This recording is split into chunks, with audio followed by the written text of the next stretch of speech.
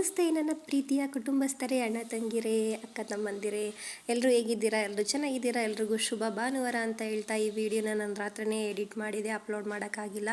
Upload ಮಾಡಿದೆ, but ಅದು audio edit ಆಗಿದೆ, ವಿಡಿಯೋ ಎಡಿಟೇ ಆಗಿಲ್ಲ. ಏನೋ ಪ್ರಾಬ್ಲಮ್ ಆಗ್ಬಿಟ್ಟು ಕ್ಯಾನ್ಸಲ್ ಆಗಿದೆ ಅದು. ಅದಕ್ಕೆ ಮತ್ತೆ ಹೊಸದಾಗಿ ಎಡಿಟ್ ಮಾಡ್ತಾಯಿದ್ದೀನಿ.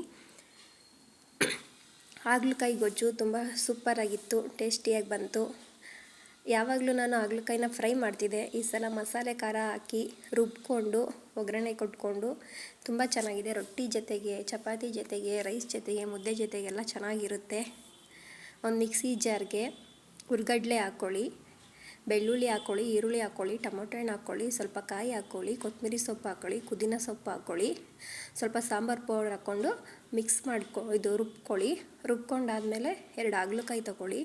2 ಹಾಗಲಕಾಯಿ ತೊಳ್ಕೊಂಡು ಸಣ್ಣದಾಗಿ ಹಚ್ಚಿಟ್ಕೊಂಡು, ಆಮೇಲೆ ಸ್ವಲ್ಪ ಈರುಳ್ಳಿ ಹಚ್ಚಿಟ್ಕೊಂಡು ಒಗ್ಗರಣೆಗೆ ಈರುಳ್ಳಿ, ಸಾಸಿವೆ, ಕರ್ಬೇವಿನ ಸೊಪ್ಪು, ಬೆಳ್ಳುಳ್ಳಿ ಎಲ್ಲನೂ ಒಗ್ಗರಣೆಗೆ ಹಾಕಿ, ಒಣಮೆಣ್ಸಿಕಾಯಿ ಎಲ್ಲನೂ ಒಗ್ಗರಣೆಗೆ ಹಾಕಿ ಚೆನ್ನಾಗಿ ಫ್ರೈ ಮಾಡ್ಕೊಳ್ಳಿ. ಚೆನ್ನಾಗಿ ಫ್ರೈ ಮಾಡಾದ್ಮೇಲೆ ಹಾಗಲಕಾಯಿ ಹಾಕಿ, ಹಾಗಲಕಾಯಿನೂ ಕೂಡ ಚೆನ್ನಾಗಿ ಫ್ರೈ ಮಾಡ್ಕೊಳ್ಳಿ. ಎಣ್ಣೆಲಿ ಚೆನ್ನಾಗಿ ಫ್ರೈ ಆದಮೇಲೆ ರುಬ್ಬಿರೋವಂಥ ಮಸಾಲೆನ ಹಾಕಿ ಅದನ್ನು ಹಾಗಲಕಾಯಿ ಜೊತೆಗೆ ಸ್ವಲ್ಪ ಹೊತ್ತು ಕುದಿಯಕ್ಕೆ ಬಿಡಿ. ಕುದ್ದಾದಮೇಲೆ ರುಚಿಗೆ ತಕ್ಕಷ್ಟು ಉಪ್ಪು ಹಾಕ್ಕೊಳ್ಳಿ. ಉಪ್ಪು ಹಾಕೊಂಡ್ಮೇಲೆ ಸ್ವಲ್ಪ ನೀರು ಹಾಕಿ ಮಿಕ್ಸ್ ಮಾಡಿ ಹಾಕಿ ಚೆನ್ನಾಗಿ ಕುದಿ ಬರಲಿ. ಚೆನ್ನಾಗಿ ಕುದಿ ಬಂದಮೇಲೆ ನಿಮ್ಗೆ ಉಪ್ಪು ಖಾರ ಎಷ್ಟಿದೆಯಾ ನೋಡ್ಕೊಳ್ಳಿ. ತುಂಬ ಚೆನ್ನಾಗಿದೆ, ಟೇಸ್ಟಿಯಾಗಿ ಬಂತು. ನಾನು ರಾತ್ರಿನೂ ತಿಂದು ಇವಾಗ ಬೆಳಿಗ್ಗೆನೂ ಕೂಡ ತಿಂದೆ. ತುಂಬ ಚೆನ್ನಾಗಿದೆ. ನೀವು ಎಲ್ಲರೂ ಒಂದ್ಸಲ ಟ್ರೈ ಮಾಡಿ ಪ್ಲೀಸ್. ಯಾರೆಲ್ಲ ಸಬ್ಸ್ಕ್ರೈಬ್ ಆಗಿಲ್ಲ ದಯವಿಟ್ಟು ಸಬ್ಸ್ಕ್ರೈಬ್ ಆಗಿ, ವೀಡಿಯೋಸ್ ನೋಡಿ, ಶಾರ್ಟ್ಸ್ ನೋಡಿ, ಲೈಕು ಕಮೆಂಟು ಕೊಡಿ please.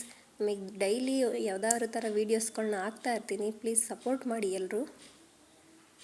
Okay bye, happy Sunday.